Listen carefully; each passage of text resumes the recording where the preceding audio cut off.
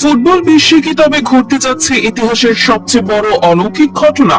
অবসর নয়, বরং 2030 বিশ্বকাপে আন্তর্জাতিক ফুটবলের সব রেকর্ড ভেঙে ফের মাঠে নামবেন লিওনেল মেসি।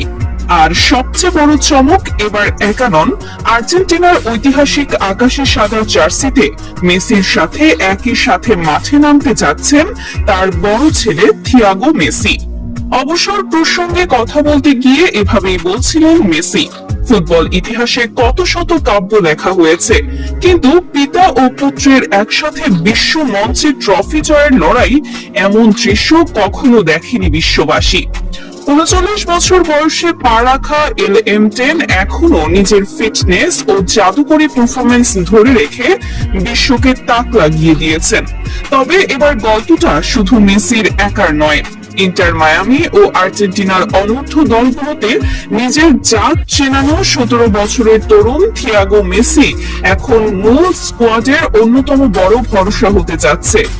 বাবার বাড়ানো নিখুঁত পাস থেকে ছেলের গোল করার দৃশ্য ফুটবল প্রেমীদের স্বপ্নকেও হার মানায়। সংবাদ সম্মেলনে যখন জাতীয় দলে থিয়াগোর অন্তর্ভুক্তি নিয়ে প্রশ্ন করা হয়, তখন বিশ্বজয়ী অধিনায়ক মেসি স্পষ্ট জানান, মাঠে নামলে থিয়াগো তার ছেলে নয়, শুধুই একজন সহযোদ্ধা।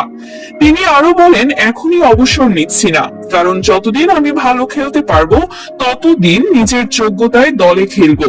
আমার ছেলেকে ফুটবল মঞ্চে চিনিয়ে দিয়েই অবসর নেব। আর্জেন্টাইন কোচিং স্টাফরা জানান, অভিজ্ঞতার মহিরো মেসি এবং তরুণ রক্তের থিয়াগোর রসায়ন আর্জেন্টিনা দলকে দিচ্ছে এক অভাবনীয় শক্তি।